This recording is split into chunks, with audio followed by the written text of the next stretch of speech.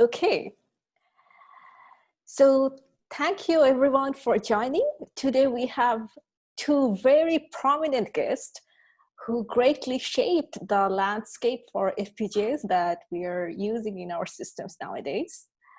We have James Hoe. He is a professor in Carnegie Mellon University, and he's the first few people who could see that FPGAs will become a main computing module in our systems, and devoted his research in how should we build the programming models and frameworks so that it's easy to use FPGAs. And he's also a great mentor, I can attest that. We have Derek Chiou, who is a partner architect at Microsoft, but before that he had a long career as a professor at UT Austin. And he's the first few people showcasing the benefit of using FPGAs with extremely high demanding applications. And he has not only made contribution in research, he used his expertise to make an impact in industry. He co-led and co-started the Azure project that deployed SmartNICs, FPGA-based SmartNICs in the Azure system. So thank you for joining. I really appreciate your time. Thank you. Thank you. So first thing I would like to know is, so you two both started pretty early when not too many architects were actually looking into FPGAs. So how that happened, like what were the things that motivated you that this is an important research area which will be influencing a lot when the Moore's law ends? So how did you start, and how did you start working on this area? Go ahead, Gene. You want me, I go first? Yeah, sure. All right. So in my own career, actually aligned very well with FPGA. So I went to schools in the late 80s, and that was when FPGAs were first coming out. As I remember, as the first time using FPGA was in my sophomore digital design lab. And it was an interesting experience.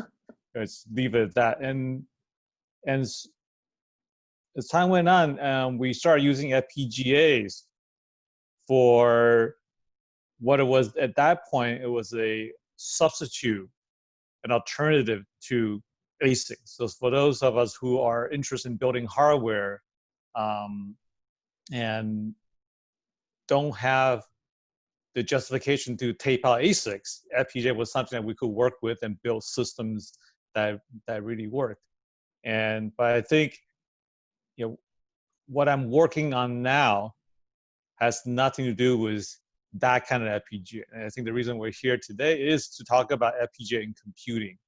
And this was something that was really, it's a long time coming. I think since the very beginning of FPGA, people were interested in reconfigurable computing. And I think over time, as FPGA became more and more powerful, as power performance requirement became more and more stringent, it came a time when FPGA, was the right answer. So I think we started looking at this, seriously, this idea starting in about 10 years ago with the CoRAM project. And ever since then, I've been interested in this question that, looking at FPGA not for what it used to be, this alternative to ASICs, but if we're going to use it for computing, then what would it look like?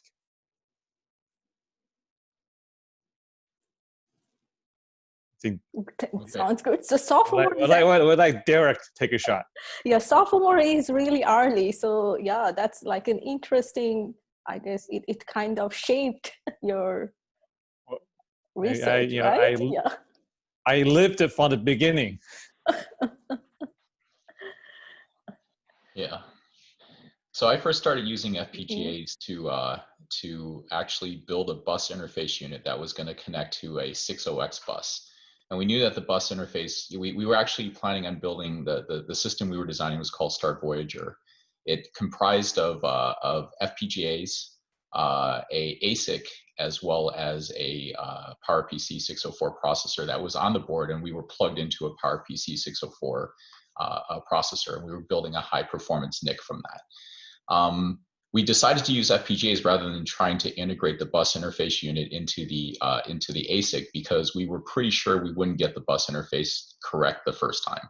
So we went and got a couple of FPGAs and put them down and used that to be able to get that bus interface unit working.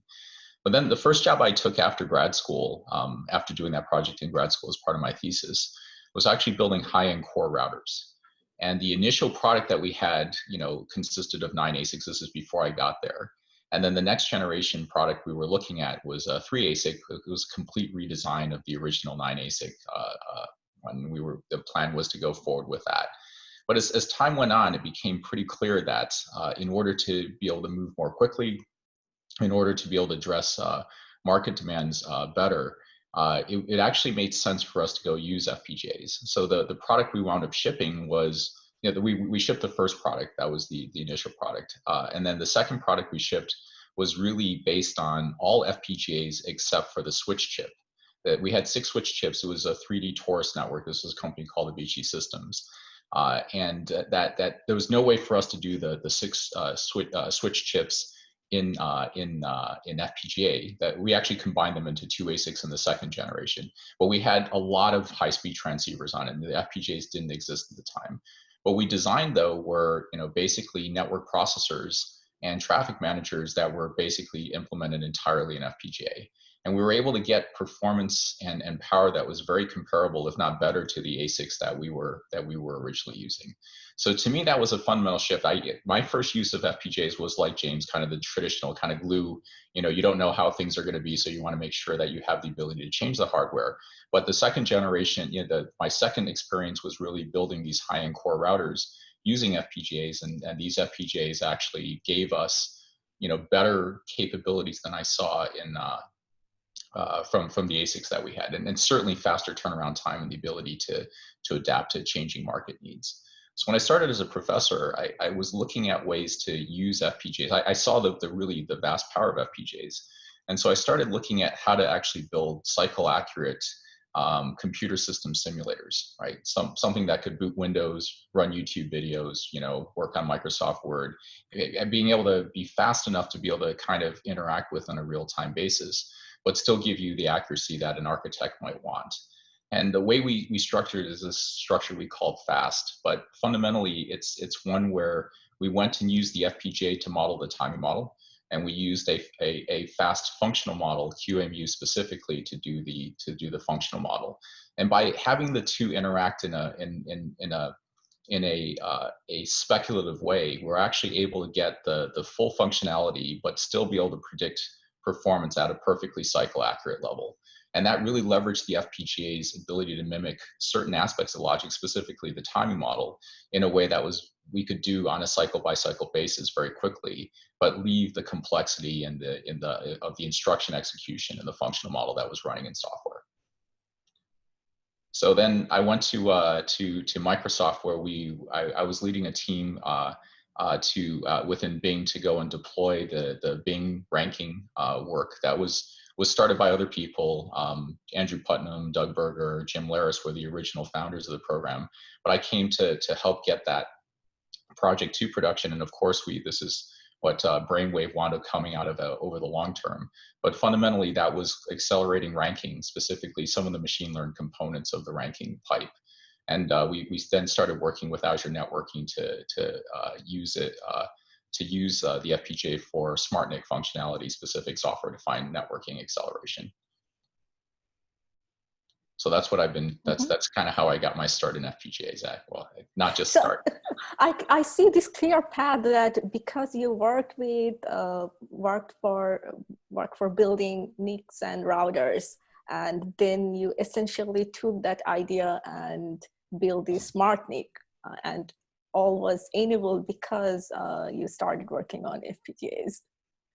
Yeah, I think the FPGA path has been, and I think James could say this too, it's been very it's been a great way for us to get our work done, because the FPGAs have been increasing in capability kind of at the rate that we need to them increase capability. I mean, when I was doing a bus interface unit with the FPGA, it would have been great to do the whole thing. It was very clear at that time that we needed some ASIC component to implement this switch, right? This is both true at my PhD and also within the routers. But you know, as time goes on, the FPGAs have gotten very, very capable, and you know, we are able to do very, very competitive things in FPGAs that people are frankly surprised in many cases that we can do in an FPGA. They, you know, a lot of people think you absolutely need an ASIC for this, but it turns out that's not always true.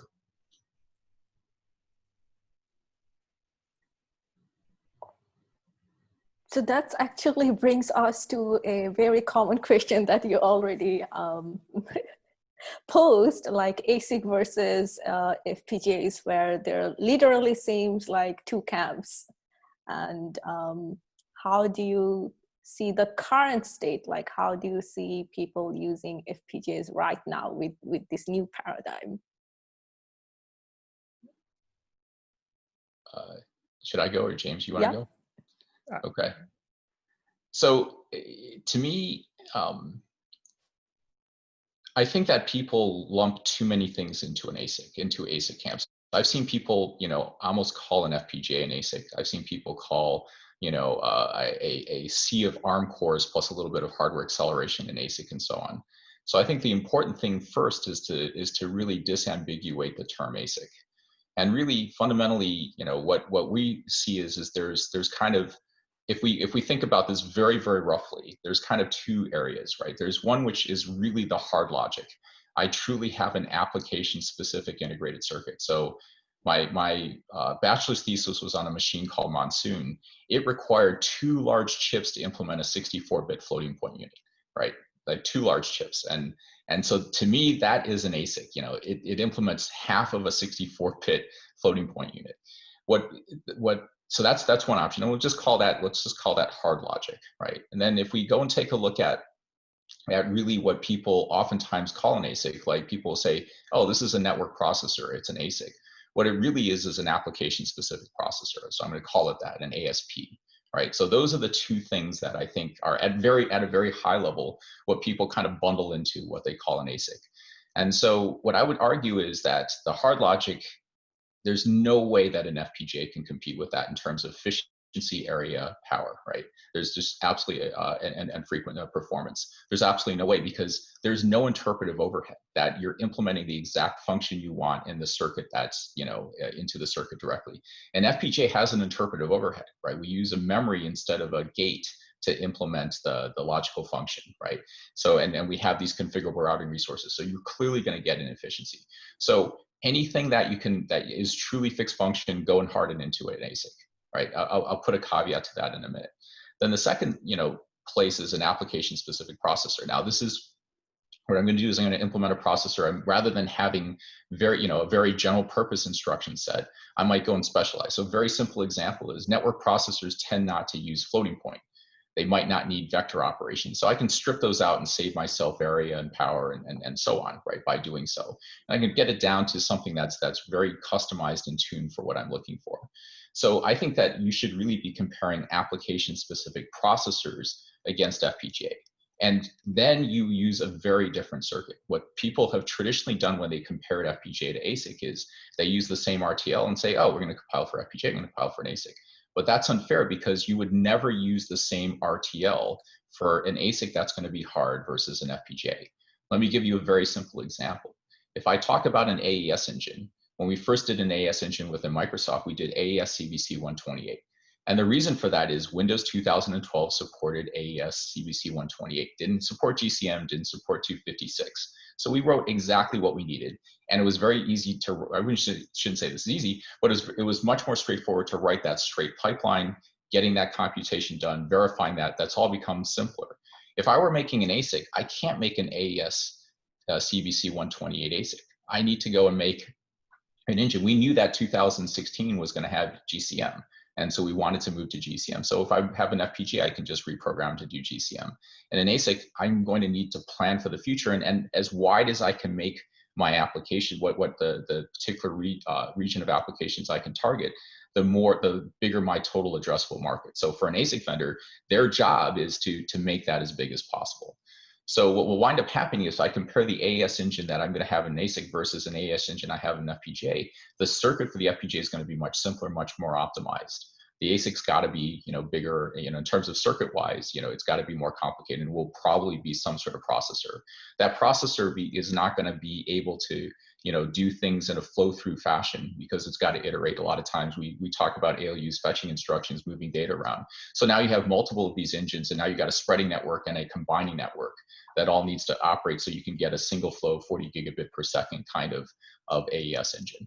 Right, so all of these things added together, when you actually do a fair comparison between the FPGA implementing a dedicated circuit versus a application-specific processor that provides similar flexibility, you see a very different kind of result.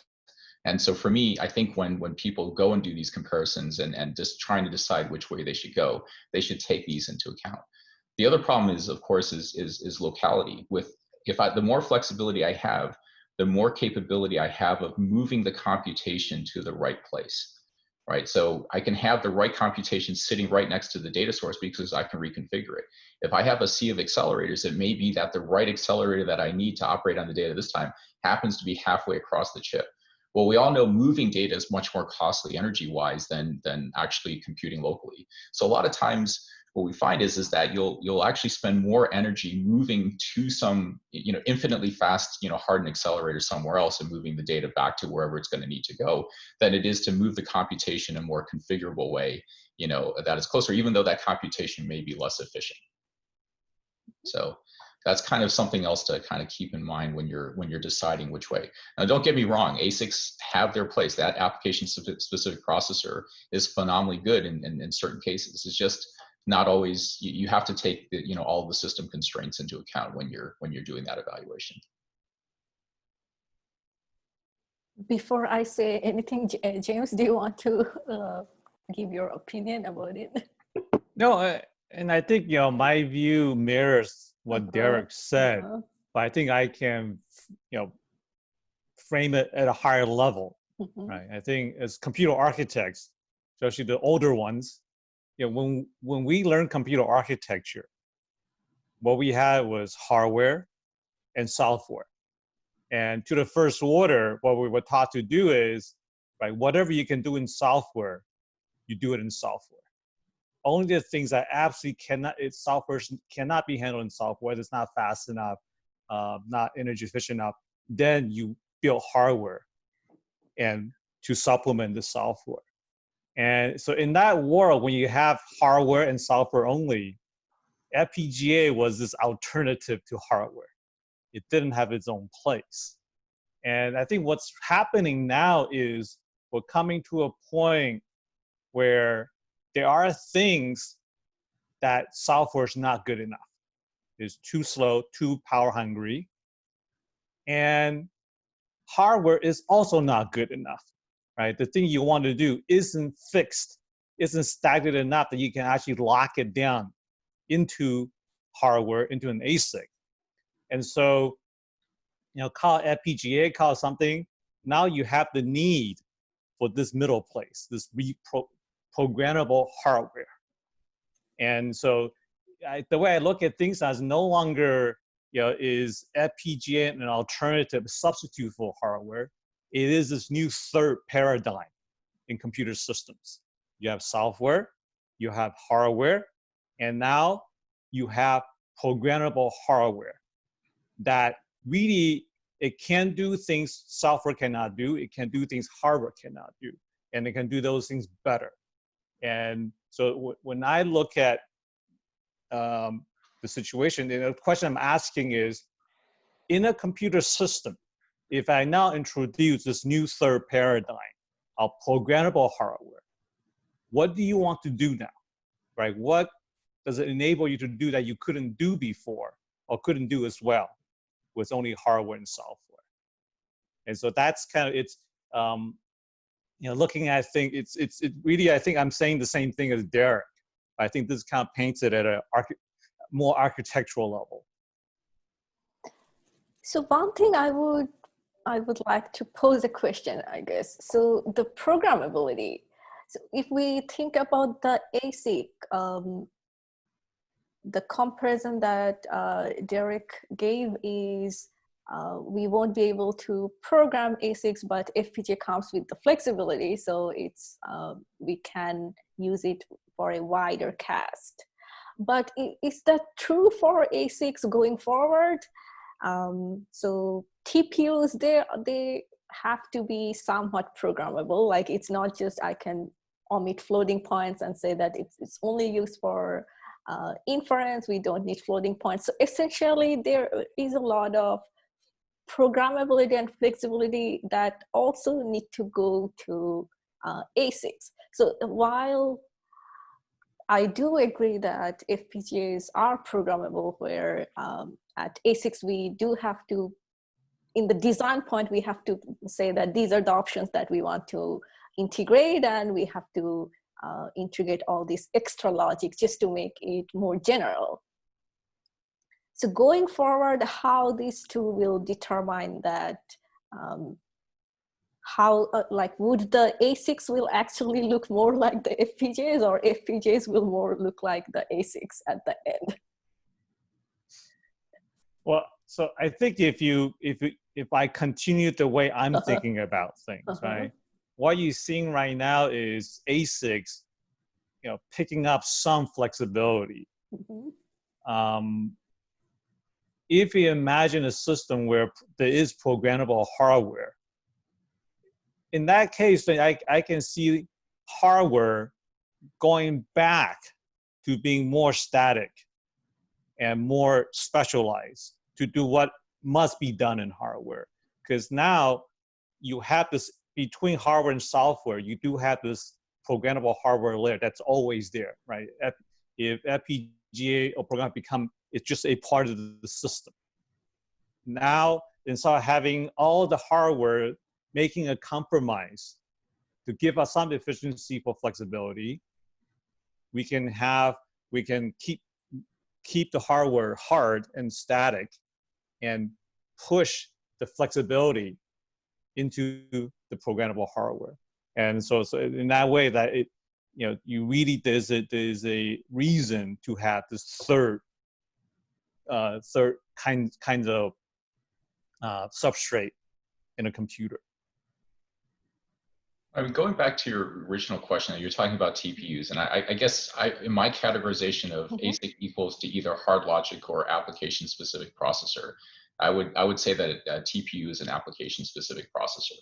And so my friendly amendment to James of software, hardware, I don't know what hardware is, and that in the original architect's position, that hardware would be a processor, right? So I've got a processor and I've got software. That middle ground is going to be, programmability, application-specific programmability. And then the question really is there programmability going to be at the instruction level, which will be, now you have to define instructions which are going to be more specialized to get the efficiency? Or is it going to be at the circuit level where the underlying, the interpretive layer, which is the FPGA, can now go and implement a highly specialized a circuit for the particular application you're doing?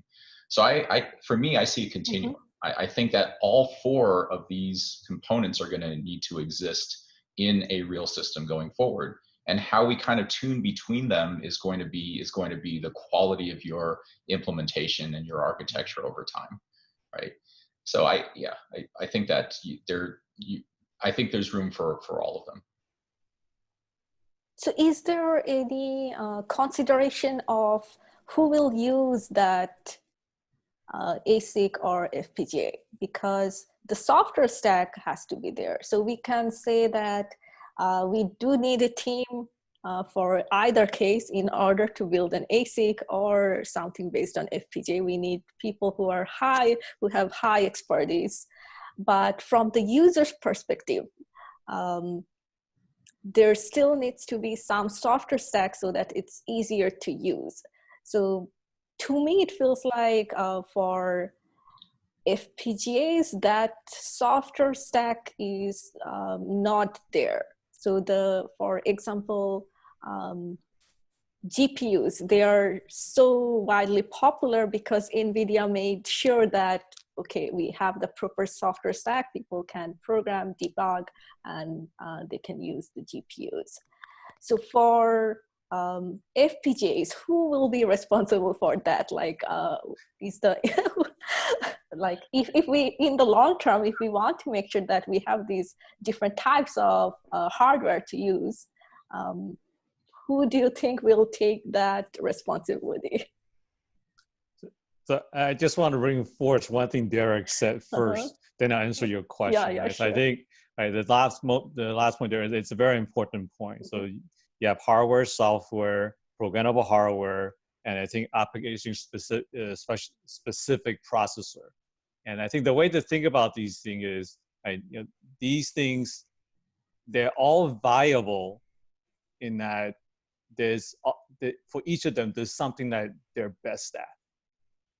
Right? They may overlap. You can do this or that, but they exist because there are things where that they're the right choice, or maybe even the only choice. And now coming back to your question, it's related in that in all these things, right? There is a question of easy to hard. Mm-hmm. Programming is easy. As much as I love hardware, anything I can do in software, I do it in software. And so the glib answer to your question, who's going to do it? The people who needs it will do it. At least in the beginning, right? It is harder. It's to do, and so it's the people who will break into it first are the people who needs it, right? Just like Microsoft, why they didn't go to FPGA because they like FPGAs, right? It solved the problem that they couldn't solve otherwise, and so I think now, so it's the kind of thing where you go there because you need it, and you pointed out that we don't have the same kind of programming support software stack. That's something that needs to come, and it's kind of the thing where when people start using it this way, right? Remember, until say this decade at least, we don't think about FPGA as a computing device.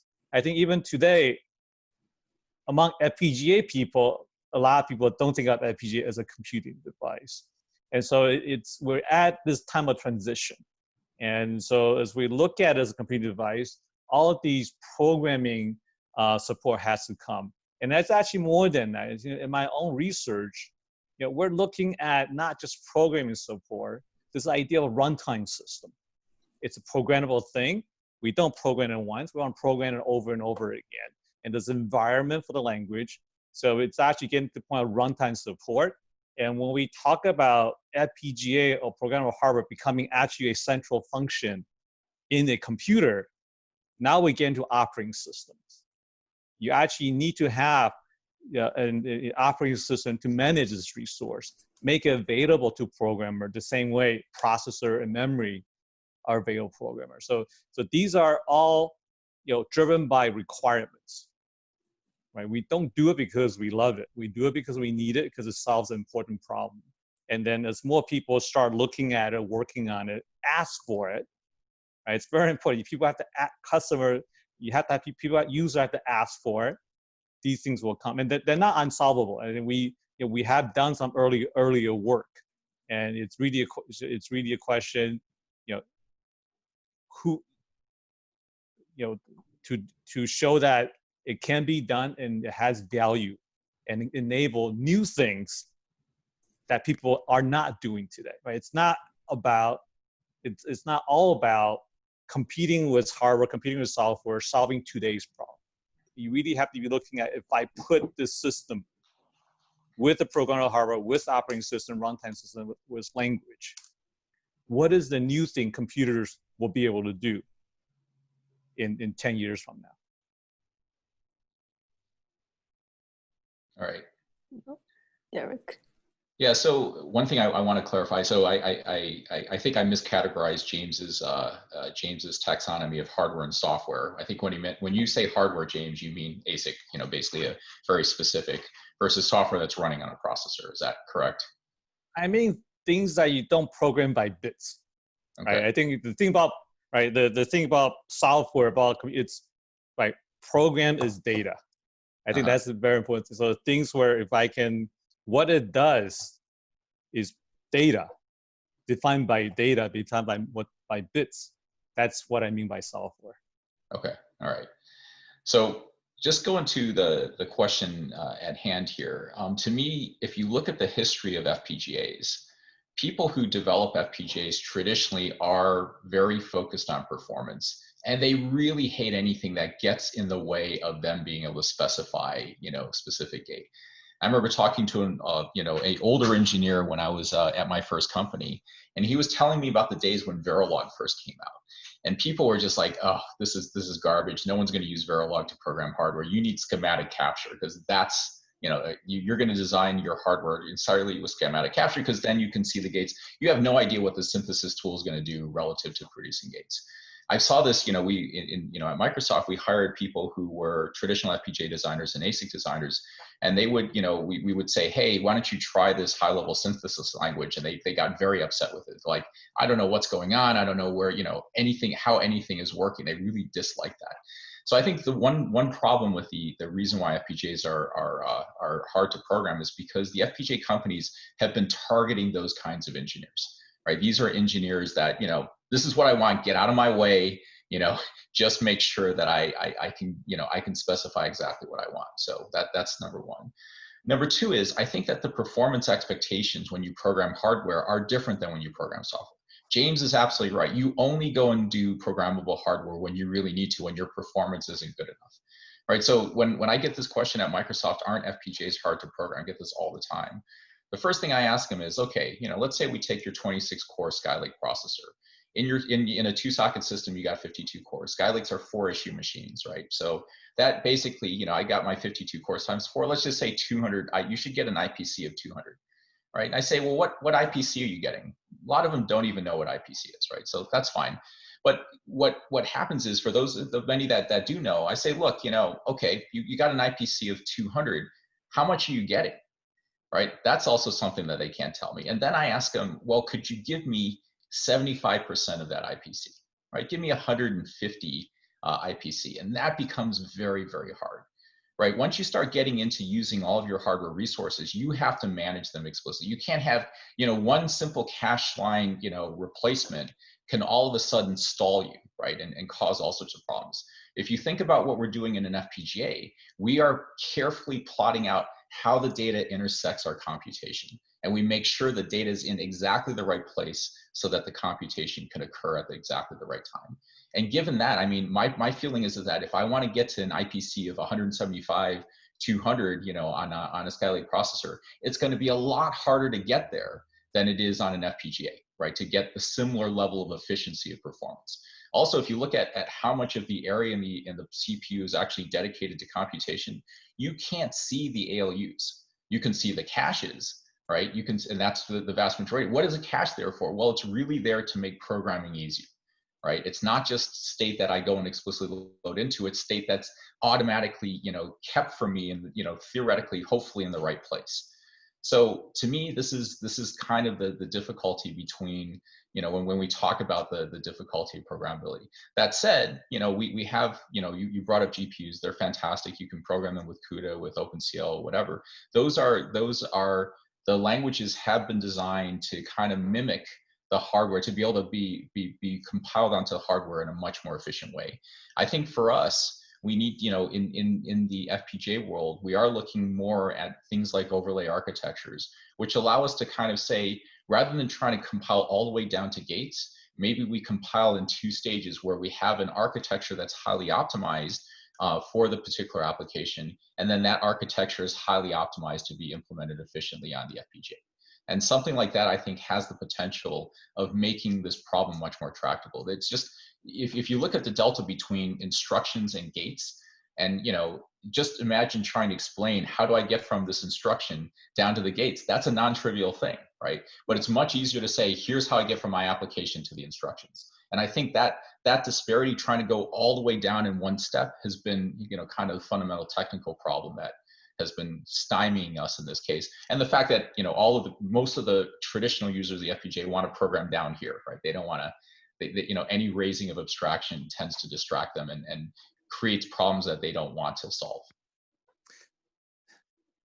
I think I have a slightly different take on this point, right?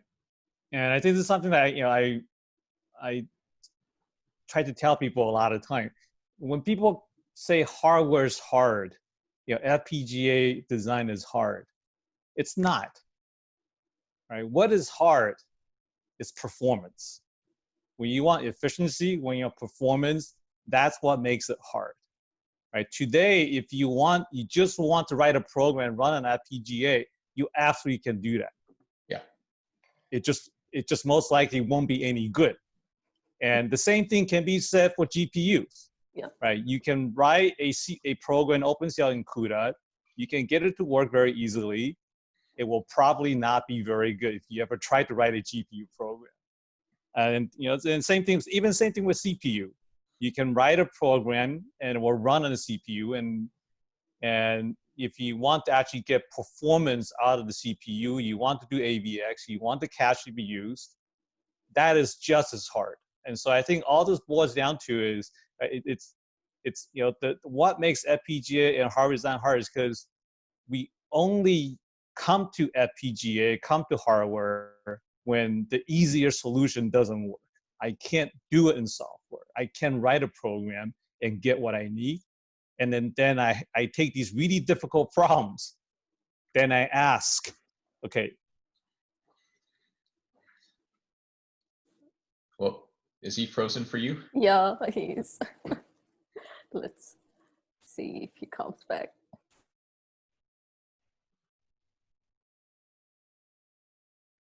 James, we can't hear you if you can hear us. The reason we exist.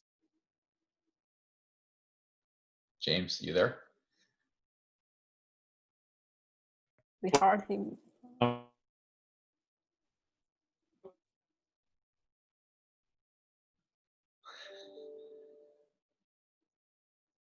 Am I still there?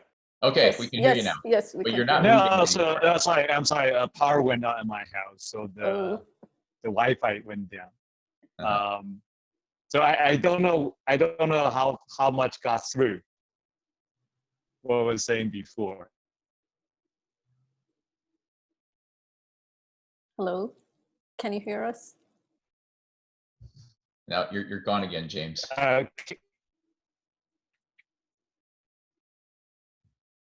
I think if his power went off, or probably, Yeah. Let me try to. Okay, most probably he will come join again. But yeah, I guess I need to remember where we are. Yeah, so James was saying that it's all about performance, right? Yes, and I completely agree with him. I think that was what I was trying to say as well. I mean, the one thing that James was pointing out is you can get anything to work. It's very easy to get something to work. That's true. But I think the one thing is the amount of effort, that if I put in minimal effort to get something to work, it's probably going to run fastest on a standard purpose, general purpose CPU. It's probably going to run slower on an FPGA or GPU because they're tuned for high performance, right? So they tend to be the barrier to get any kind of reasonable performance is going to be higher on the FPGA and GPU, but the ultimate performance is going to be significantly higher, and you really do have to tune for that performance to get there. You can't just assume it's going to be done for you automatically. Sorry about that. Am I back on? Yeah, yes, you're back yes, on. yes. We can see you and we can hear you. Yes. Yeah, so I'm on the cellular network now. Oh. So you were talking about like getting performance is hard in FPGAs, and also if we think about it, even in CPU. So I think you were trying to make a point that in any case, whoever is trying to extract performance needs to put a lot of more effort. Right, and I think I heard Derek, kind of completed a thought for me, right? And so it's just to remember, like I said, as much as I like hardware, if I can do it in software, I do it in software first.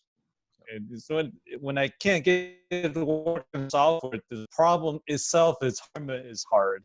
And then I take it to FPGA. I shouldn't complain that it's hard, because it is. I'm taking a harder problem to begin with, and the thing, this kind of the suffering and pain I'm going through is what it's what's gonna, if that's what's gonna buy me the extra performance, that's my solution. Yeah, or you can just be patient and wait, right? No, and so I think that I shouldn't. We shouldn't. But it shouldn't be.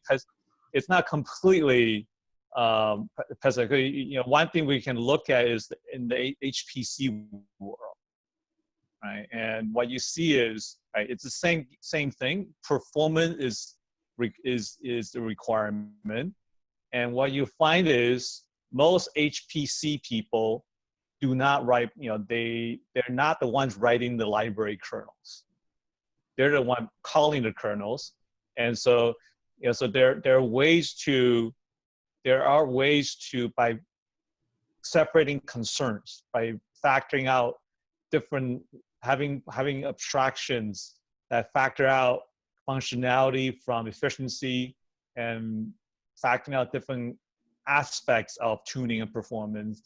There are ways to make it better, but I think fundamentally performance is hard, right? And then that's, I think that there shouldn't be expectation that somehow we can get performance for free, without paying for it. And it's not linear, the difficulty relative to the performance, right? I think that's important to say also. So absolutely. Coming from a performance-minded person. So, but you mentioned these libraries, right? But so in my mind, there should be something equivalent which will help like general programs to take advantage of that, right? So it's not everyone has to write those libraries, which are extremely optimized. But if there is a little bit higher level abstraction that people can use, that opens up a lot of more users who will be more excited to use it. But I think that gets to another point, right? Not everything is good on FPGA. Yes. Not everything is good in hardware. So I think for the things that are appropriate and where FPGA and hardware has an advantage, then we can enable a lot of people through abstraction, through libraries, and domain-specific languages, and right. But it doesn't. It won't, just like performance will not come for free. Hardware, not everything will become good on hardware just because it's running on hardware. Yeah, and the thing is, the libraries actually require abstraction, right? Yeah. If you think about the libraries we call in standard software, I've got a standard calling convention. I save away registers. I pay this overhead every time that I go and call a library. A lot of times, hardware folks don't like to pay those overheads, right? They don't want a generic, IP block that if I call, I'm going to get, I'll wind up with, imagine if I'm calling an arithmetic function, right? And it could be a 32-bit integer, it could be a 32-bit float. A lot of cases, I don't want to necessarily pay for the full 32-bit integer in FPGA. I'll say, look, I only need 3 bits. So now I got to have a, library that kind of customizes itself, which is a generator. And at some point, the FPGA, a lot of the highly performance minded is like, if I go and tune every single little bit, I'm going to get that performance I need. So it's just a different kind of philosophy. Productivity is not necessarily the first thing that you think about when you're trying to get the performance. But would that be true in the future? Like for Intel having so much problem with scaling, how do you see that we use FPGAs in 30 years? Let's assume like 2050. Like things will definitely change. So, but how do you foresee that change in terms of FPGAs? I mean, I think that as the FPGAs become bigger and more capable, and they wind up having more structures in them that may be tuned for reducing to improve productivity rather than improving performance, I think you will see more of this kind of composable libraries that, and I think that the other thing that's going to help is the ability to generate the libraries, for the specific use, which is already happening to some degree, but you can imagine doing high specialization that occurs not only in the library function that you're calling, but across library functions, right? You may say, at some point you say, look, the way that library functions are called is I'll go and issue a call, I get the data back, I go and issue another call, and so on. Having things piped together. When again, people are already doing a lot of this, but then kind of constructing out of what you're looking for, in terms of all these library calls that you make, and constructing a highly optimized pipeline for that.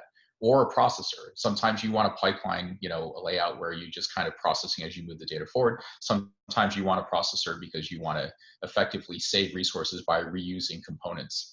I think that stuff that those are design decisions that can be made automatically and can be done, by a set of tools. So as far as the user is concerned, they're programming, calling a bunch of library functions, but what actually comes out could look very different depending on the various additional constraints that come with the problem. That seems like a pretty reasonable approach to that problem. James, what do you think?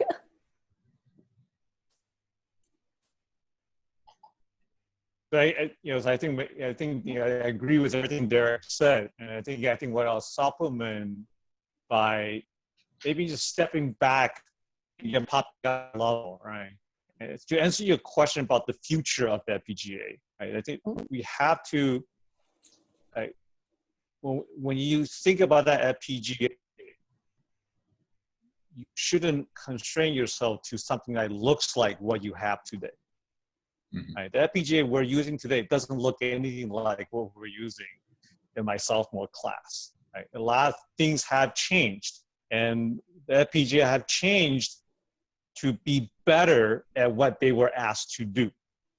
And so if we start thinking about FPGA in a computer system to fill this role between hardware and software, as an architect, I get to ask, what do I want to do?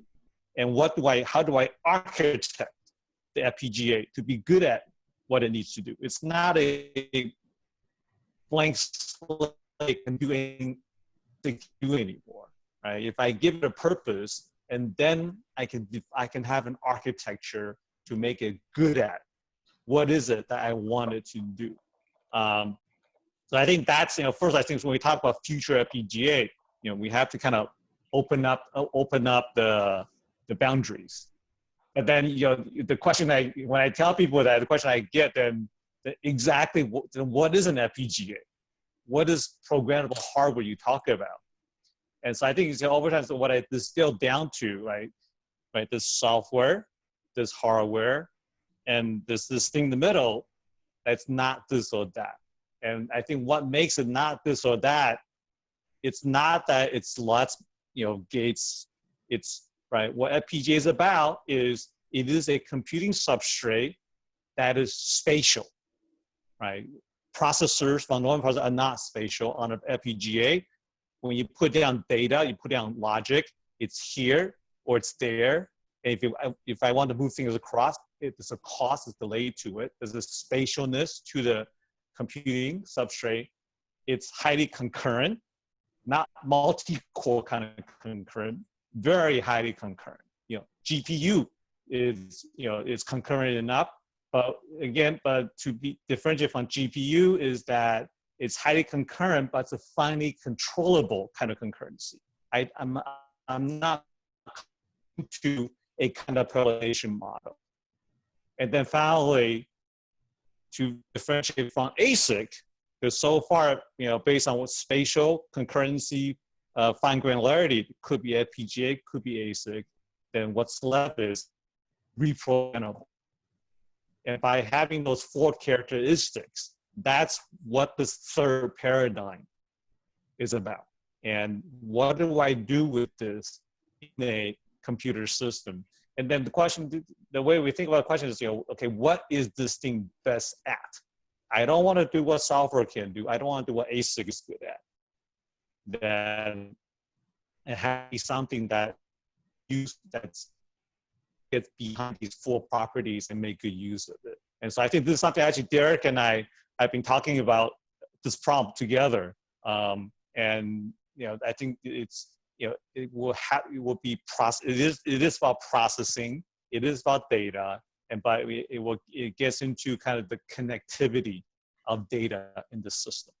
Right? As data traverse a system, moved around, if you want to operate, process data on the fly, right? That's something that software or CPU cannot do. And to do this, and because it's a computing system, right? This thing will need to do more than what you can fit on a chip at a time. And it will be asked to do things that you didn't know when you installed the chip, right? If you knew that, you could have made an ASIC for it. And so to have this programmable hardware, right? It's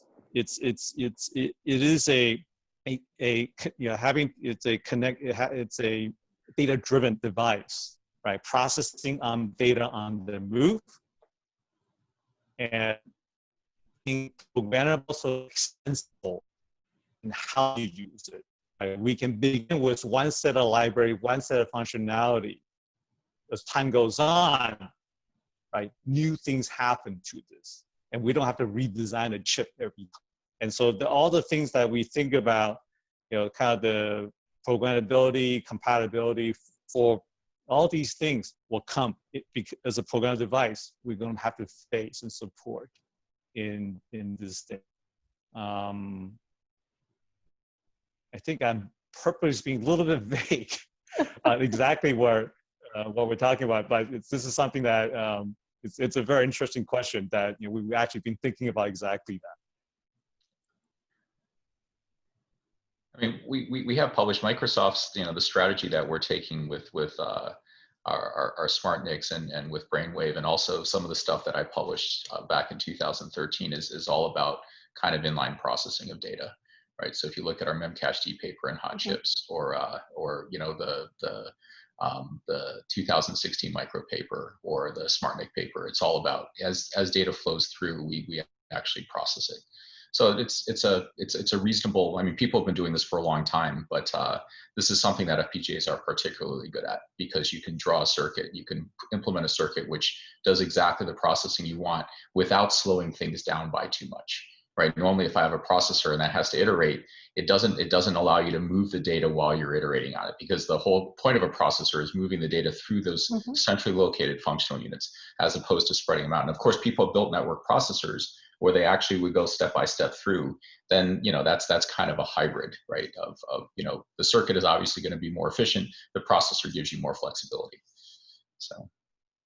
So if I summarize it, like the focus of designing hardware has been application focused for a very long time, but it seems like focusing on application is not the right strategy. Or what do you mean by application? Like I have these set of application or something highly popular, and we build our hardware to make sure that it runs fast or efficient. So like people would always ask, like, what is your killer app for this type of hardware, right? Well, but for FPGA, it seems like this is not the focus. Like we cannot, like this is not the main argument of using something which is programmable. So I would say the opposite, but the FPGA itself is a very general substrate, that's for sure, right? But the thing is, the circuits that you draw on them can be highly specialized. Like for example, going back to AES, because it's simple. One thing you can do in an FPGA is you can actually build an AES engine with a fixed key. It's not a configurable key, it's a fixed key. Now this is, this would be completely unheard of in any kind of, you could conceive of an AES CBC 128 engine, but fixing the key just doesn't make any sense. Well, I can fix the key because I can go and reconfigure, right, that particular FPGA to go and have that. So we can do something we call hyper specialization, which is and from the perspective of are we focusing on, are we specializing to improve, on a specific application? That is, the circuit itself can be hyper specialized. And in fact, specialization is the key to efficiency. All other things being equal, that's how you get efficiency. That's how the TPU is better than a general purpose CPU, because it's specialized, right? It can't run GCC as well as a CPU can, but it does, it does machine learning better, right? So that's kind of the focus of what we're doing. And FPGAs themselves, the fabric underneath, are becoming more specialized. When James and I first started using FPGAs, there were no such thing as block memories. If you wanted memory, you would implement them in your 4-input lookup table. And it was very inefficient. Right now I've got, I can have, hundreds of megabits of state on an FPGA, right? And the reason why you do that is because I have these highly efficient dual ported, RAMs that are sprinkled all the way through. So they have, 32-bit floating point, ALUs. They've got, there are FPGAs with specialized NOCs, right? That allow you to move data through them better, and so on, right? So there's a lot of capabilities now that the FPGA fabric themselves will become more specialized. Now, when they specialize, they run into some potential problems, as they might not be as general anymore, right? Or you might be wasting area. So FPGAs have the same problem of specialization where it's not in the direction that you need to go in. So, but that's just silicon in general. James, do you want to add something?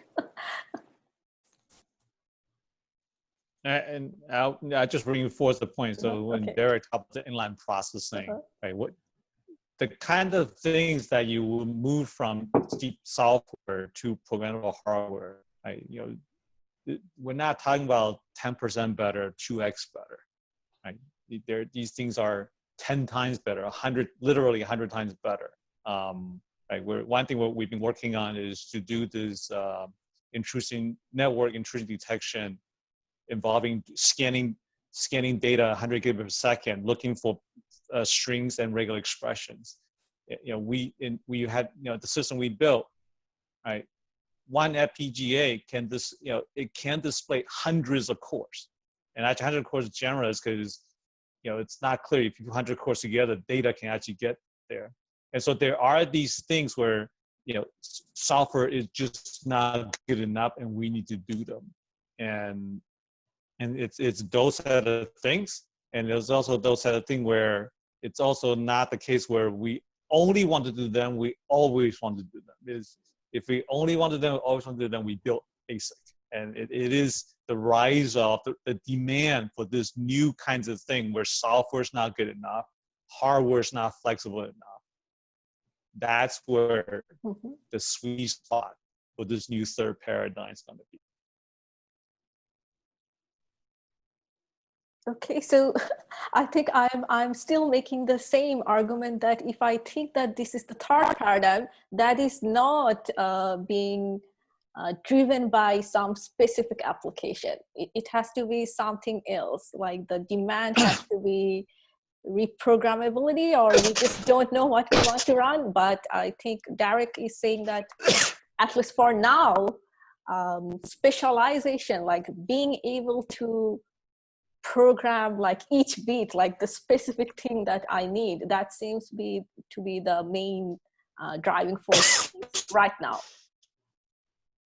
I don't know what I'm just saying that specialization is really where the FPGA, is able, if you can, going to what James is saying, you obviously this needs to be done in hardware. If it works fine in software, fine, do it in software. But then where the FPGA is going to win against, other potential approaches is really where you can go and further specialized. Otherwise, that order of magnitude that you're going to pay from an efficiency perspective, because you're interpreting, that's gonna eat up whatever. That's gonna make you less competitive against something that doesn't need to pay that. Right? Yeah, makes sense.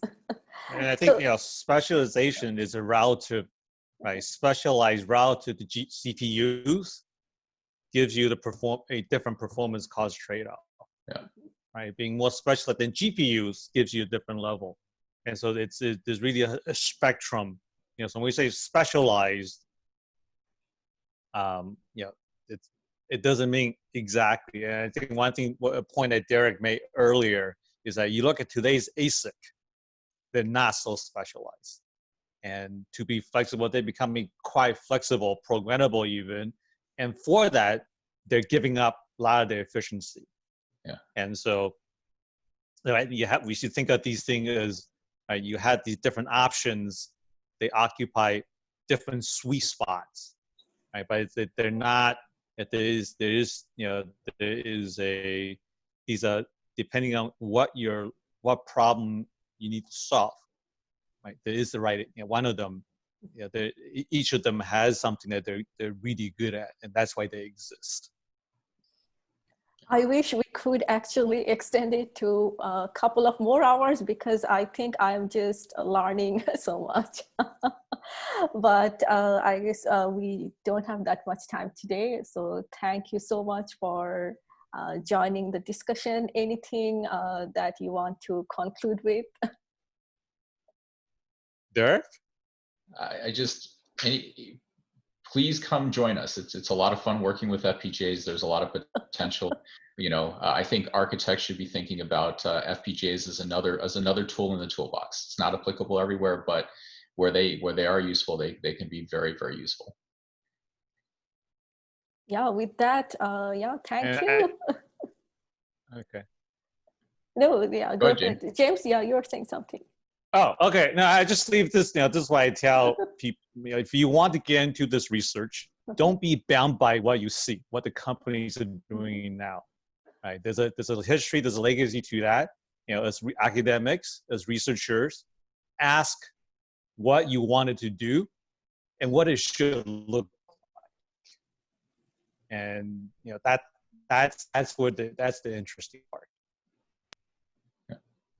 Yeah, that's a nice way to end this session. Thank you so much. Thank you very much. All right. Thank you. Okay. Bye. Bye-bye. Bye-bye.